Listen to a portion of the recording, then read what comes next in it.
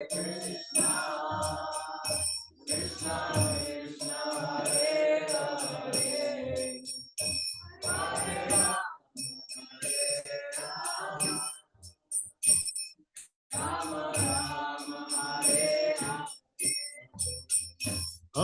Krishna, Hare Krishna, Krishna Krishna, Hare Hare, Hare Rama, Hare Rama, Rama Rama, Hare Hare.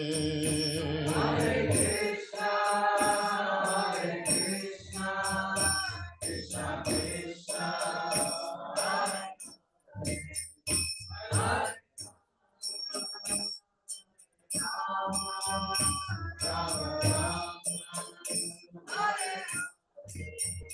Hare Krishna, Hare Krishna, Krishna Krishna, Hare Hare, Hare Rama, Hare Rama, Rama Rama, Hare Hare. Hare Krishna, Hare Krishna, Krishna Krishna, Hare Rama.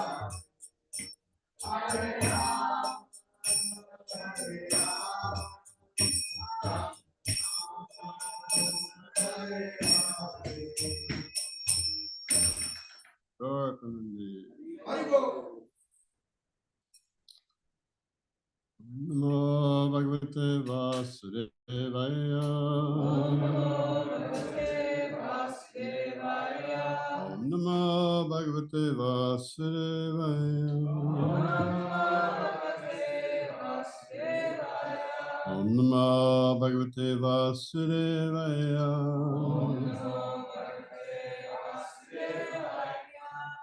So reading today from Srimad Bhagavatam, Canto 1, Chapter 13. We'll read 41 through 50, the translations, then we'll come back and read the purport for 41. Sri Narada said, O pious king, do not lament for anyone, for everyone is under the control of the Supreme Lord. Therefore, all living beings and their leaders carry on worship to be well protected. It is He only who brings them together and disperses them.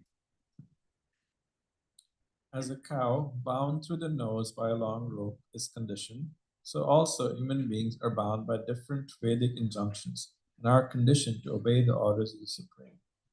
As a player sets up and disperses his playthings according to his own sweet will, so the supreme will of the Lord brings men together and separates them.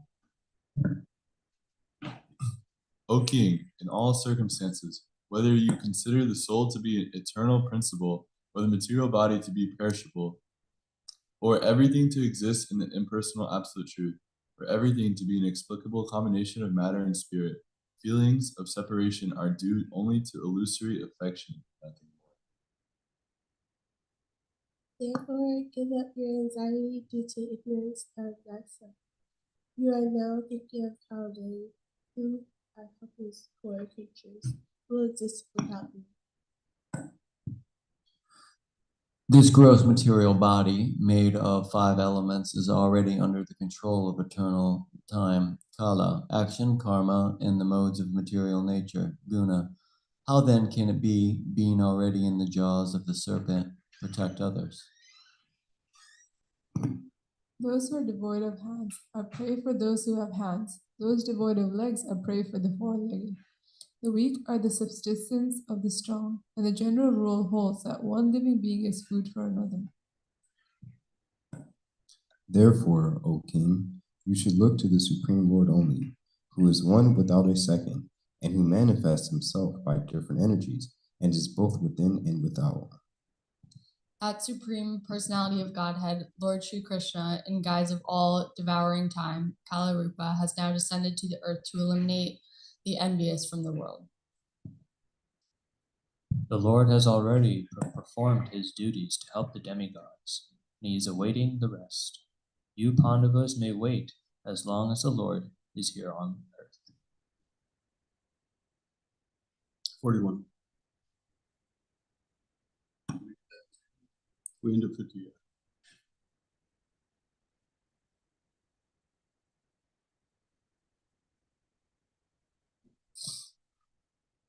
Naruvacha Makanchana Sucharajan Yarishvara Vasham Jagat Loka Sapalaya Sheme Vahanti Balim Ishitu Sasamyanakti Bhutani Sa eva viyunakti cha Naruvacha Ma kanchana sucharajan Yarishvara vasham jagat Loka sapala yashime Vahanti balimishitu Sasamyunakti bhutani Saeva viyunakti cha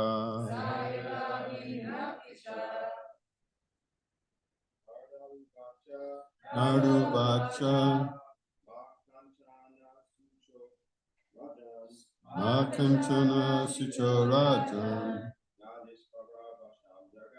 Yadishvara Vasham Jagat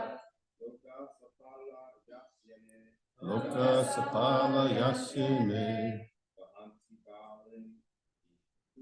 Vahanti Balim Ishitu Sasam Yunakti Bhutani Sa eva viyunakti cha Narduvacha Makanchana Sucharajan Yadishvara Vasam Jagat Loka Sapala Yasyeme Vahanti Balimishitu Sasam Yunakti Bhutani Sa eva viyunakti cha. So do the word for it together. Narada Vacha, Narada said, no, never. Kanchana, by all means. Suchaha, do you lament? Rajan, O king, yet because Ishvara Vasham, under the control of the Supreme Lord, Jagat, world, Lokaha, all living beings, Sapala, including their leaders, Yasya, whose, Ime, all these, Bhanti, do bear, Alim, means of worship, Ishitu, for being protected, Sa, he, Samyunakti, gets together, Bhutani, all living beings, Saha, he, Deva, also, Yunakti, disperses, Cha, in. Sri Narada said, O pious king, do not lament for anyone, for everyone is under the control of the Supreme Lord. Therefore, all living beings and their leaders carry on worship to be well protected. It is he only who brings them together and disperses them. So the purport's a little long, not too long. Maybe there's 2 paragraphs. Someone wants to read.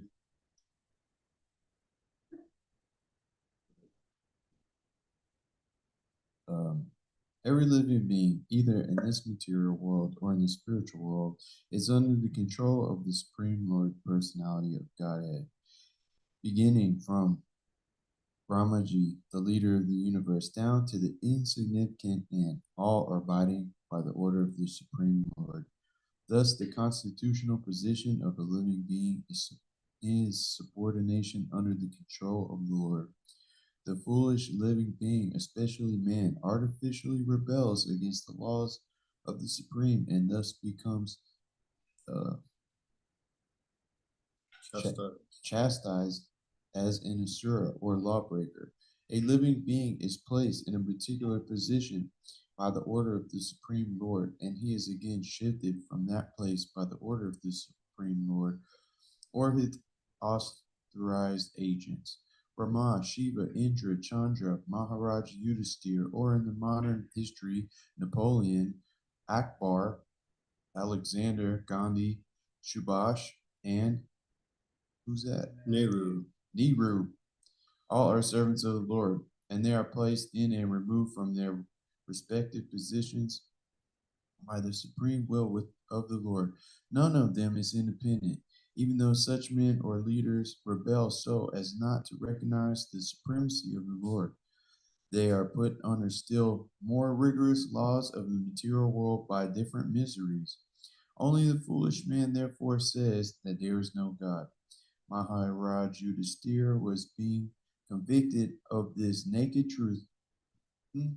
Convinced. He was being convinced of this naked truth because he was greatly overwhelmed by the sudden departure of his old uncles and aunt. Maharaj Dristra was placed in that position according to his past deeds, and he had already suffered or enjoyed the benefits occurred to him in the past. But due to his good luck, somehow or other, he had a good younger brother, Vidura, and by his instruction, he left to achieve salvation by closing all counts in the material world.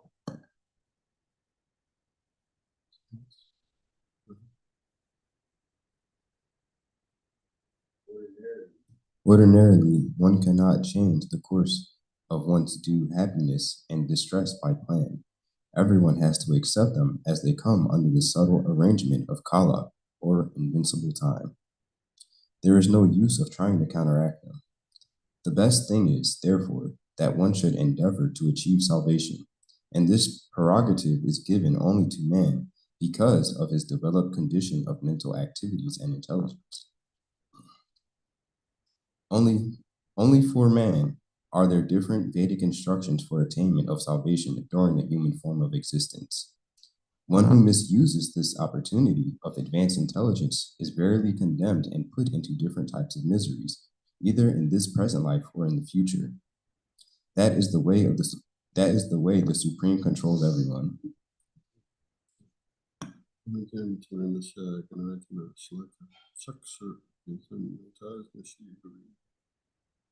Was born into darkness. Mercy of the spiritual master has opened my eyes. The torchlight of knowledge I offer obeisances unto him. So there's a lot in these verses. There's a theme that goes through them. This one statement is a little hard sometimes. Ordinarily, one cannot change the course of one's due happiness and distress by plan. So how many of you try to endeavor for or put effort into finding distress? How many of you have experienced distress? So nobody wants it. We don't put effort into it, but it comes. So in the same way, happiness and distress in this lifetime, they're there. Based on our past activities, we're going to get a certain amount of happiness and distress. So the things we do now can change in the future the happiness and distress. It's basic laws of karma. But for the most part, the allotment of our happiness and distress in this life has already been set by actions in previous life. So doing a lot of effort to try to change them from a Vedic perspective is a little bit of waste of the time. Just accept them and put your energy into your spiritual life. That will permanently change your future for the better. It will nullify all those sinful reactions, and it will make us happy. If we try to adjust things materially without addressing the spiritual component, we just go in circles, and we still get distress, even though we don't try for it. So that's one point, small point in the purport. But this point that's being made here in these verses, and there's a lot of different topics. We won't have time to go into all of them in these verses, but we can touch on them. But Yudhisthira was distraught, as we just heard, just a couple of verses before this. Narada Muni, it's very frequent as you read through the Bhagavatam. At key points, Narada Muni just appears right when he's needed. He's got this, it's just part of his character or his personality or his karma, dharma, whatever you want to call it. He just appears on the scene when something is needed to change. When Vyasadeva he composed all the Vedas, and he was feeling a little unsatisfied. He wasn't sure why. He suspected, he may know why, but he wasn't sure. Narada appeared to tell him, you need to write the Bhagavatam. You haven't talked about Krishna's pastimes. You talked about the Vedas and how people can live happily in this world, and they're just going to get bewildered, and they're going to think this material world is fine. There's no reason to get out of it.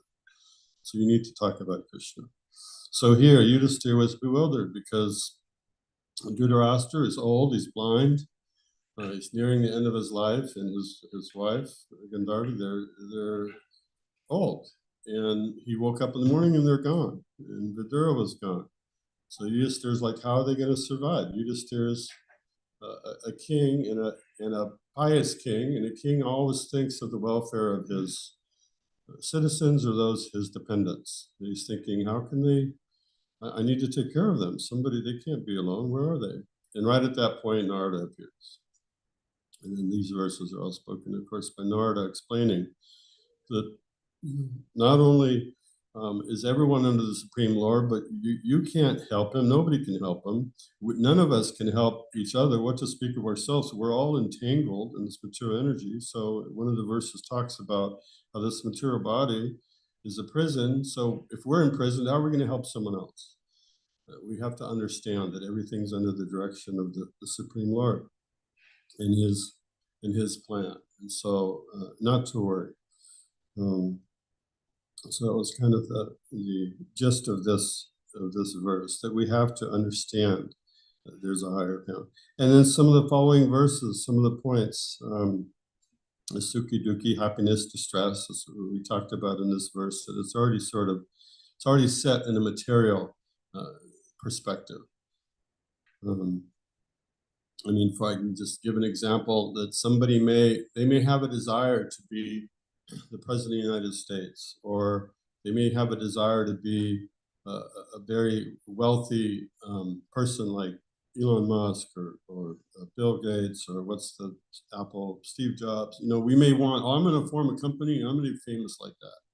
But the reality is, if you look at their lives, they were born in a neighborhood where there's all these other people around. They were surrounded by opportunity that let them get to where they are, and they had a natural intelligence. Some people have intelligence; they can pick up the phone, make a few phone calls, and earn $50,000 because they know how to do things. Other people can work for hours and hours and weeks, and they won't make $50,000. They just don't have the karma, or the it's not in their destiny, so to speak. So by accepting the position, whatever we have to understand happiness doesn't come from having power or having money. There's many, many cases of very wealthy, very famous people who've had a lot of personal, whether in their family life or their personal life, issues, whether it's substance abuse or CEOs commit suicide because something doesn't go right. Just because you have money and power doesn't make you happy. I remember living in La Jolla, California. It's just a few blocks from the temple. And very, very wealthy. It's on the ocean. It's a very beautiful place. You would think just being there, when you just walk along the beach, it just makes you happy because it's such a beautiful environment physically. And yet you see people you drive up at the intersection and people are honking and they're all irritated. And it's like, these people should be the happiest people on the planet. They all have money. Their houses are huge. They're beautiful. They live in this gorgeous place. You'd think they'd all just be in bliss, but they get irritated very easily. And so you can just see that having money doesn't guarantee happiness. So we put our effort into finding this happiness, regardless of whatever situation we're in. Krishna's caring for, Prabhupada gives the example of elephant eats like 50 pounds of grass or whatever they eat a day. Who's providing that? It's there. The birds are being fed, the animals are being fed. So will our substance, what we need, will be fed. We exist. God brought us into existence, so therefore, whatever we need to exist, it's there. It will be provided for us.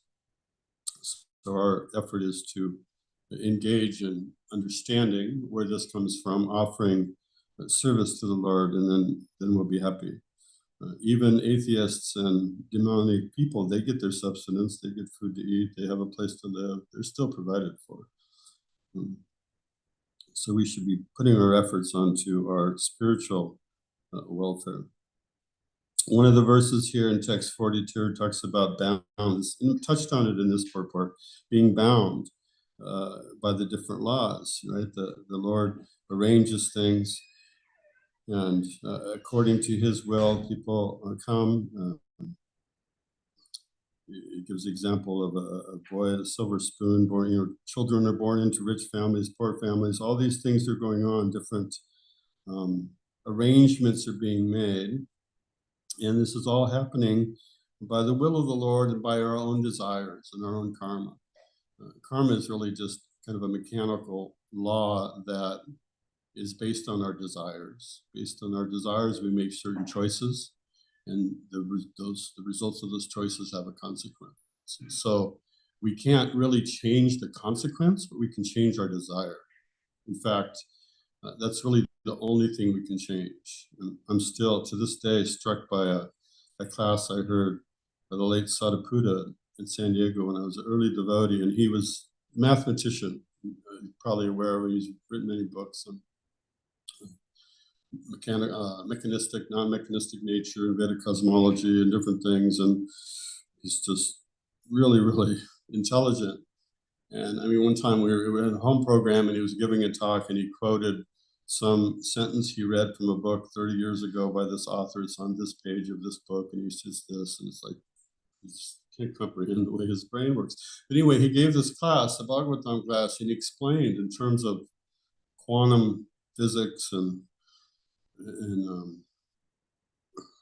kind of higher principles, how the soul actually, and I think I touched on this before, but now a big thing for a lot of students are studying robotics, because robotics is a big thing in the industrial world. If you want to make money and you have robotics background, you can get high-paying jobs. A lot of people are trying to learn robotics.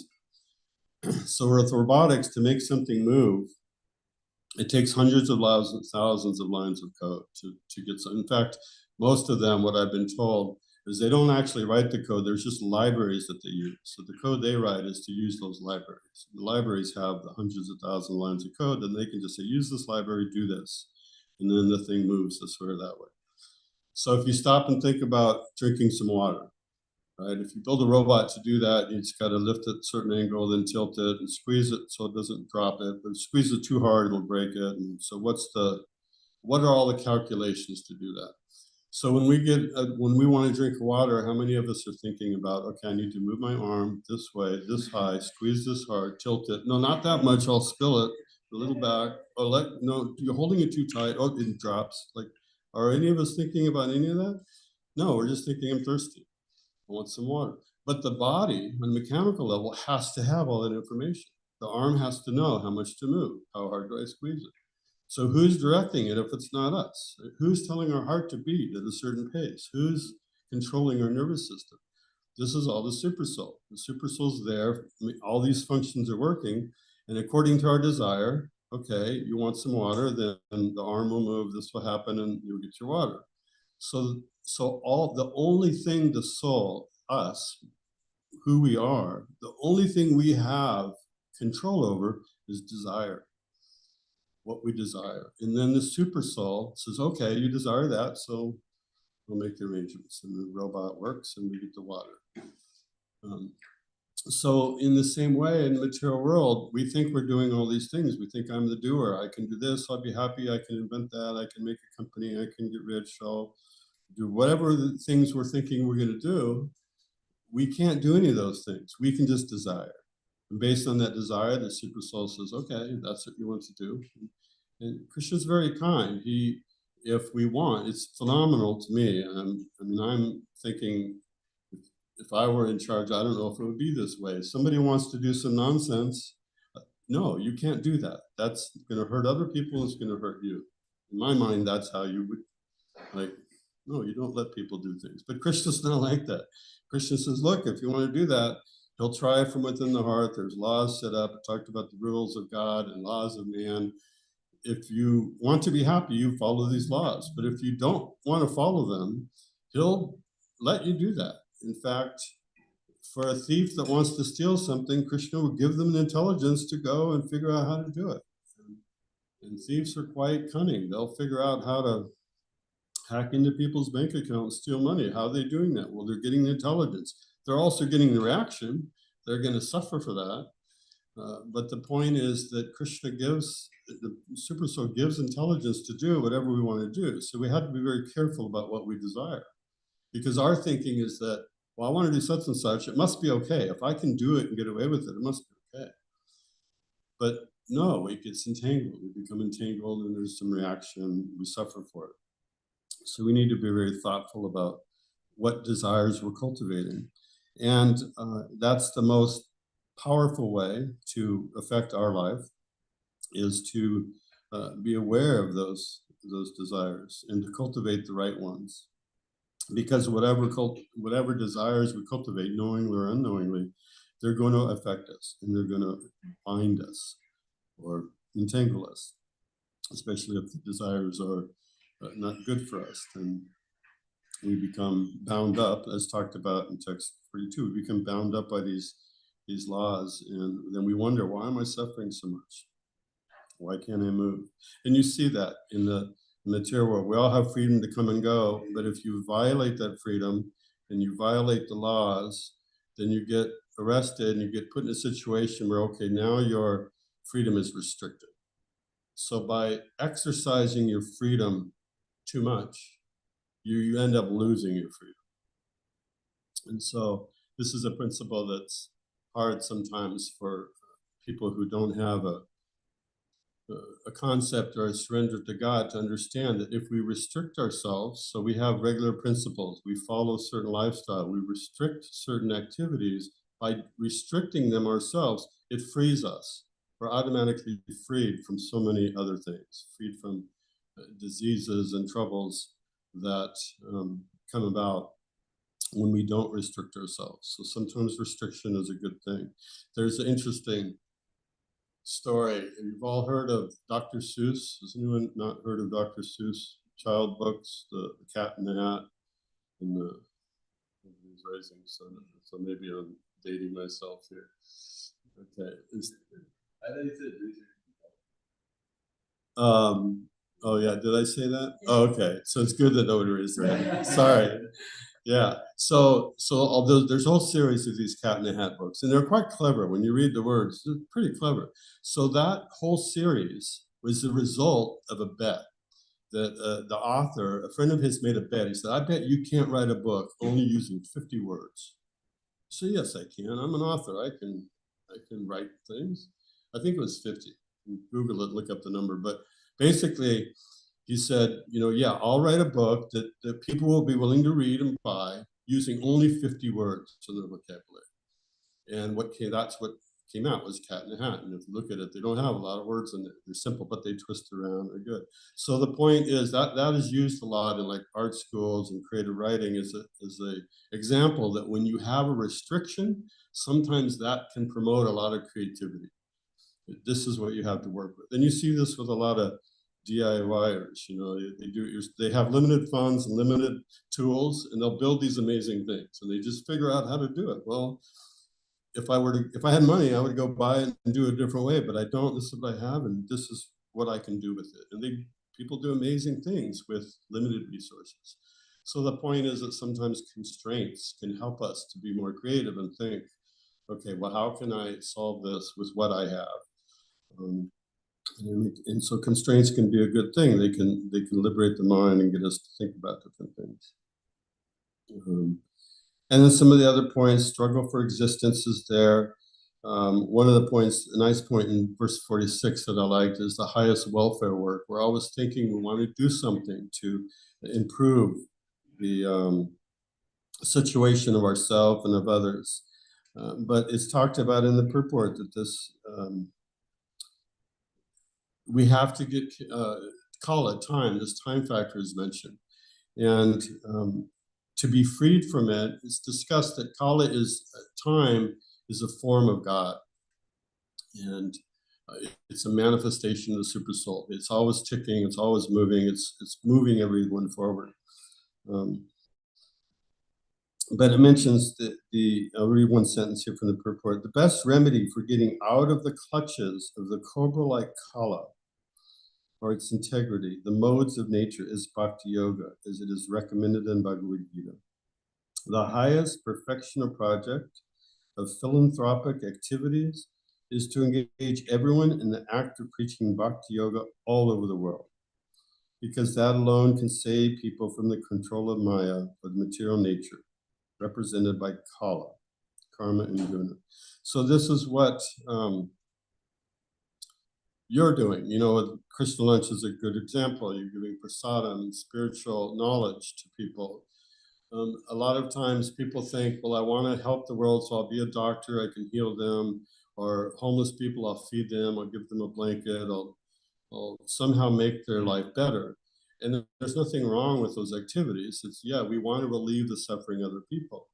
But if we only relieve the suffering of their material condition, their mind or their body, that's temporary, and it will only help them in this one lifetime. And then if we haven't changed the heart or their desires or their thinking, they're going to do activities that are going to bring that suffering right back. So we really haven't solved the problem.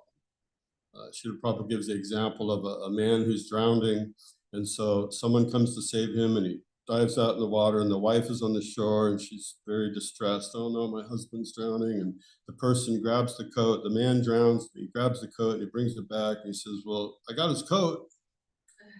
And she's not very impressed. She's just like, who cares about a coat? Where's my husband? So if we just save the body and not let the soul, don't feed the soul or don't help the soul become elevated, we haven't really done a lot of good. So it's fine to do welfare work and help people out, but we want to give them help that will permanently improve their situation. And this only comes about through spiritual help. We have to give them knowledge or the holy name or some kirtan, some prasadam, something spiritual that affects the soul.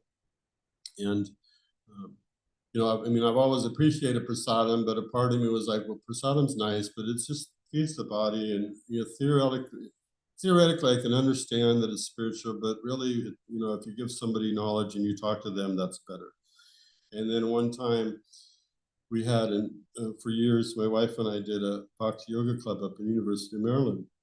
And we would meet, we had two different, for several years, there were two different programs. One on Friday was a program like this, where we would have kirtan, discussion, and prasadam, and chant some japa. And then another night was just prasadam. We brought these huge containers and just fed 200-300 students. And that was it. Sometimes we'd have kirtan going, we'd have some books. Basically, it was just prasadam. And so on the program, on the regular Bhakti Yoga Club program, one time a girl came and I said, so how did you, hear about us, the club? How did you find out about this? She said, oh, I've been coming to your other thing for years and getting free food. And it was really good. And I thought, well, maybe I should come check out what's behind it, what you guys are all about. So the point is that it affects people. People get prasadam and it affects them. You can talk to so many devotees that will say, yeah, I was attracted to the prasadam. Myself, I was attracted to prasadam. I would meet a devotee and he somehow always had something tasty with him, some treat or snacks or whenever I was with him, somehow I'd always end up going not hungry. And so it was a very low kind of, physical attraction. But then as a result of that, I heard more and more and more, and I realized this is not ordinary foodstuffs. And so the point is, we want to give people, if we want to give welfare, we need to give them something that's going to affect the soul and give them permanent relief. And this is the highest welfare work, is this Bhakti Yoga, both for ourselves, and it's important for ourselves also to understand one thing, that we have to come to a point where we're convinced that if I surrender to Krishna, if I just understand how to serve Krishna, if I just understand how to make him happy, if I can do that one thing and I can't do anything else, then I'll be happy and my needs will be met and I'll be satisfied. When we become convinced of that, then it becomes very easy, because all these other attractions and entanglements aren't there. And that's the highest welfare work we can do for ourselves, to understand. Let me just try, in whatever situation I'm in, to render some service. And then this, one of the last points in last verses is this idea of imitation gods, right? We all have, there's 8 million people, 7 billion people, 7.5 billion people, the count number keeps changing, 8 billion, no, between 7 and 8 billion people on the planet. And every one of us is thinking, if everyone could just function according to the way I think they should function, everything would work nicely, right? It's like, they just need to do this and you do that. And why are they doing that? That's like, come on, guys. And every one of those 7.6 billion, whatever the number is thinking that way. And so that's a lot of chaos and friction. But we all have. The reason we're in the material world is because we want to lord it over the material nature. So Krishna's very kind. So, okay, fine. You can go to the material world and lord it over. The problem with that is that we can never actually lord it over. We're not supreme. We have minute dependent. We can control what? What's the one thing we can control? Our desire. That's it. We can't control anything else. So our lording is very limited. And so when we realize that actually this imitation God program of me being the controller will never work. I'll always be frustrated. And then we acknowledge that and say, okay, well then let me surrender to that person, Ishvara Parama Krishna. Let me surrender to that supreme controller. Ishvara is controller, a person, and Parama is supreme. Ishvara Parama, Krishna is the supreme controller. Let me surrender to him because he's controlling things. He's manipulating, moving things around. And if I'm surrendered to him, then I'll always be in the right place at the right time and I'll be happy. So that's there. And yeah, those are the main points. And there's one other verse I want to bring up that's not here, but I can't help myself because when I was reading these purports and making my notes, yesterday I was on a call and we were reading and this verse popped up. So I wrote it on here and it's not related to what we read, but I want to share it with you because I found it like really, really far out. Can you pull up 8.23.2? I can show you a trick for those of you. Go to your browser. I'll show you a quick way to do it. Okay, well that's fine. Yeah, type in, erase the whole thing. Type in database.me. All one word, database, all one word, .me/8.32.2. What did you type? Database.me. Oh, the dots between the numbers, not slashes. Sorry, I thought this was simpler. Maybe I need it more complicated.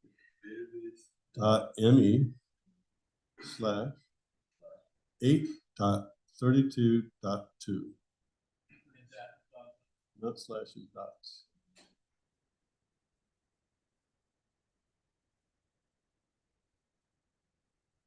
I don't know, something's not working. Oh, because you're already in database.io.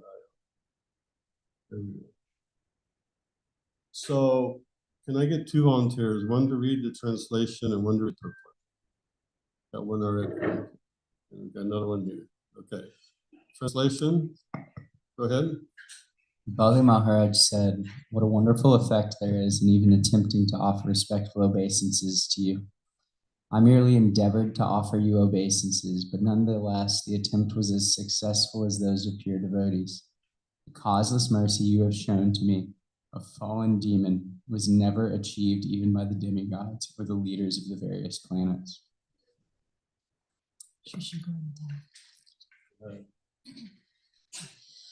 When Vamanadev appeared before Bali Maharaj immediately wanted to offer him respectful obeisances, but he was unable to do so because of the presence of Sukracharya and other demoniac associates.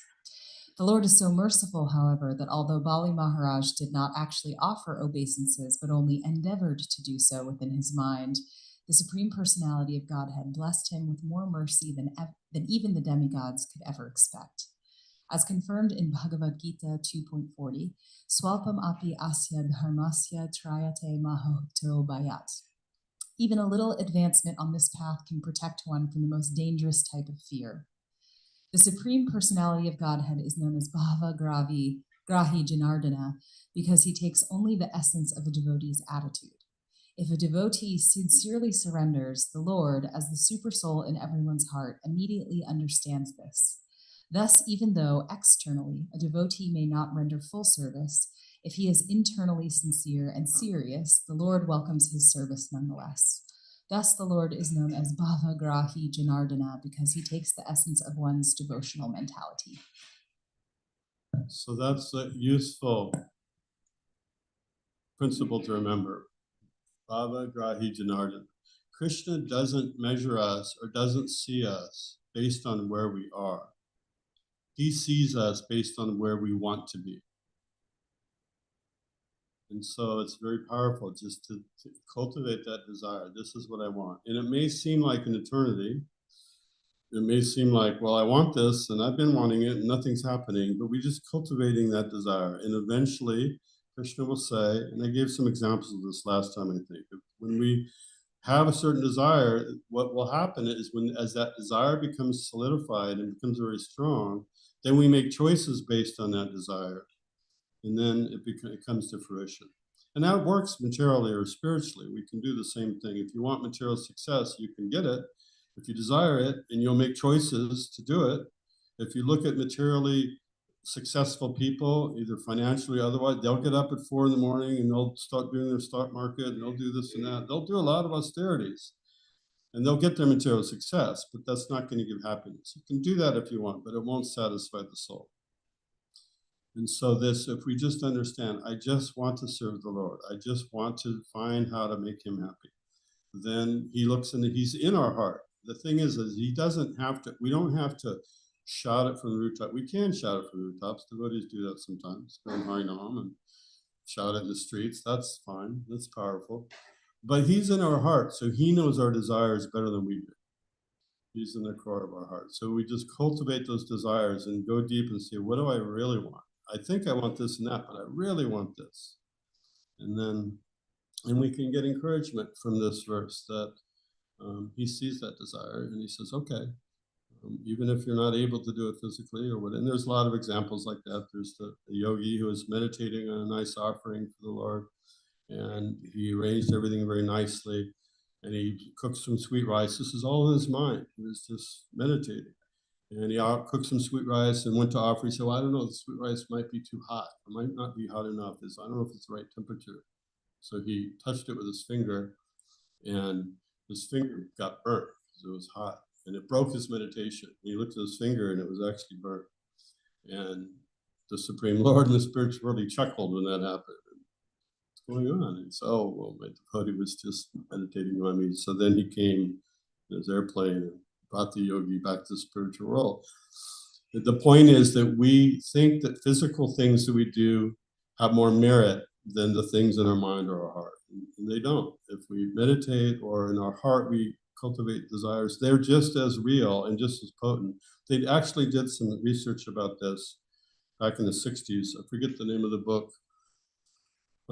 But they took a basketball team and they, for 30 days, there's a number around it. There's a magic number. I think it's 21 days or 28 or something. But they took 2 teams. One of them practiced every day shooting hoops physically. And then the other one never touched a basketball for a month. But in their mind, they sat down and pictured themselves shooting hoops. And at the end of it, they tested them both. And both teams scored about the same. If I remember right, the ones mentally may have been a little better, but they weren't worse. They scored just as well as the ones who physically did it. So the point is that what we do in our minds, it's real. If we actually do it with full attention, the brain gets wired and it experiences that thing as though it really happened. So there's some science behind it on a material level, but spiritually, as this verse shows us, that we can, the Lord is there in the heart and he's reciprocating it for me. So I'll stop there. So if there was questions or comments or corrections. Yes. Interesting, Prabhu. Thank you. Text 44, the last sentence. Purport? No, the the verse. Everything to be an inexplainable combination of matter and spirit. Feelings of separation are due only to illusory affection and nothing more. Yeah, I just wonder if you could draw that out a little more. Feelings of separation are illusory, are due to illusory affection. What kind of separation are we talking about? O king, in all circumstances, we consider the soul to be eternal, or the material body to be perishable, or everything to exist in the impersonal absolute, or everything to be an inexplicable combination of matter and spirit. Feelings of separation are due only to illusory affection and nothing else. So there's a clue here in the first sentence of the purport. The actual fact is every living being is individual part and parcel of the Supreme Being. So every living entity, we're not only like connected to God, we are part of Him. So we can't. It's physically impossible because it's spiritual, but we're part of the Supreme Lord, so we can't be separated from Him. And if every living entity is part of Him, then that means we're connected to every living entity, always, eternally. And so the idea of separation is, I mean, sometimes we feel if a great devotee or someone dear to us, we don't have their association, we will feel some, on one level, we may feel separated from them. But if we go deeper, we're always connected to everyone. Srila Prabhupada gave the example that when he was in America, if you ever read, there's several different books been published about the first year in New York, before he had any disciples or followers, he would go to bookstores to sell his books and put them on consignment. It was very difficult materially. He had no money. Someone stole his typewriter, someone stole his manuscript. He was very struggling. But he said, I never felt alone. I always felt the presence of my spiritual master. So my understanding of this is that our feelings of separation are based on an external, I'm this body, and this body is separated from that other body, so I'm going to be sad because I'm not with them. But spiritually, Krishna lives within every atom, so he's there, and we're all part of the Supreme, and everyone's part of the Supreme. So on a spiritual level, we're all connected. Does that help? Yeah, that's a lot of sense. How does it tie into like spiritual separation being the highest like emotion also? Well, now you're asking about like PhD material. And I don't know that I'm qualified to answer that. But what's described is sometimes Krishna, we talked about this once before, someone had a question, that sometimes we don't feel Krishna's presence. Sometimes we do. Kirtan's going, we feel, and we're just dancing and say, yes, Krishna, thank you. And sometimes it's not so blissful because we see the material energies and we're not feeling the bliss. We're not feeling connected.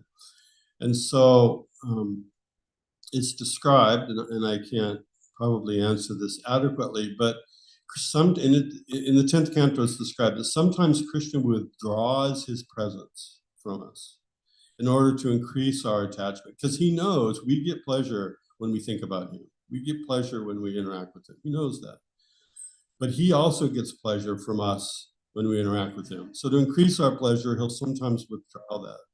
And then that separation, it makes us more intense to think of him more intensely. And so there's a state called vipralamba, that the separation, the hankering becomes so intense that we experience that thing that we're separated from.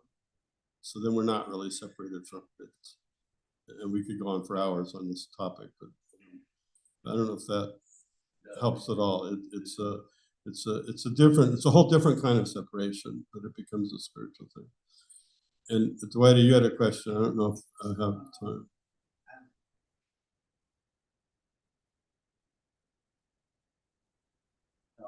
I like what you just said. It's like it goes back to that discipline of restricting yourself. If you eat candy all day long, like it's not going to have a good taste. But if you wait just a little bit, the candy tastes amazing. It's like, oh, now I know why. It's just getting through that point of separation, is being like, the candy's right there. Like I can eat it at any moment. But if you just show discipline, and I think that goes with everything, it's just better if you wait a second. Yeah, definitely.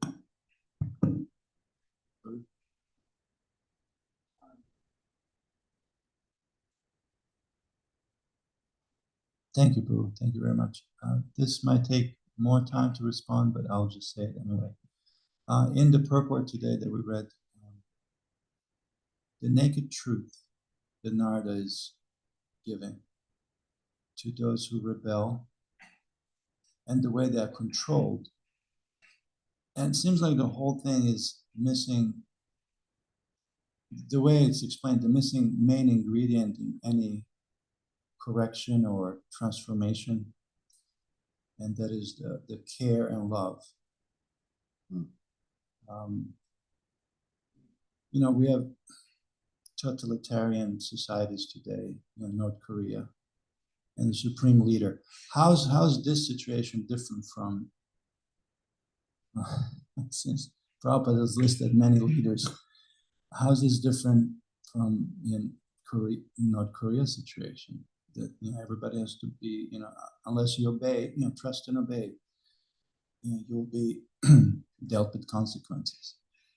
What I'm asking for is transformation of the heart, because we see even in prison systems. The first thing they do when they exit the prison, they throw the Bible in their trash bin. So that's a good, it's a good question. The list of the rulers is there when you mention, Nehru and Akbar and Napoleon and stuff. It's just that these people may be very powerful. We have leaders that come, they're very powerful, but then they go. So their power is limited. They come and they go. It's kind of the point of it. Krsna gives them the ability to run around and do things, and then they're not all powerful. In terms of, yes, there are laws. There are spiritual laws of God, and there are material laws and the point he makes here is that people can get in the government and make all kinds of laws, but if those laws aren't based on spiritual laws, they're not going to work. They have to be based. Laws come from God, and you base on His laws, people will be happy. If you try to do it without His laws, to your point, it doesn't work. They find ways around it, or they just, as soon as they can violate it, they will, and they won't really be happy. In terms of the strict constraint and control of things, a pious leader, he controls things for people's benefit. They're happy when they follow his controls. Don't do that, do this. And when they do that, they're happy. Whereas an impious leader, he's doing it for himself, and you guys can't do this, and you can't do that. And then he might be happy, but it's not good for the people. He's not doing things that are good for them. So that's just material laws to keep society organized. Some of those things may be okay, but a lot of them are just, based on trying to keep the chaos controlled or something. They're not based on higher principles. But an actual pious king or ruler will restrain people or control them in ways that make them happy, because he'll set up a program that they make spiritual advancement. If you do this and you don't do that, you'll make advancement, you'll be happy. And then people they're happy to be controlled. Prabhupada controlled his disciples. He said, do this, don't do that, right? In the 60s, illicit sex was a religion, right? Intoxication was a religion. Meat eating, is there, and gambling. And Prabhupada solved all those problems? No, with one word, says no, don't do this. So he went completely against the modern, his young followers, they subscribed to this belief yesterday. And then Prabhupada says, no, you have to stop doing that. So there's a heavy restraint and control, but because they could feel his love, and they could feel he cares for us. He's not telling us no to make us suffer. He's not telling us no because he has a big ego. We can feel he cares for us. So let me follow what he says. And when they did it, they were really happy. And so then that control, that's just an example of being controlled and restraining yourself because of some law or some rule from someone else. When it's for your betterment, you're happy. So yeah, I'll follow that. It's really good. I'll be vegetarian. I'll restrain my senses. So that, North Korea or other dictators or rulers, they say, do this, don't do that. That control isn't instilled for the betterment of the citizens. It's instilled for the controlling of the leader. So that, I don't know if that answers your question. Shri Bhagavatam ki jai. Srila Prabhupada ki jai. Sorry.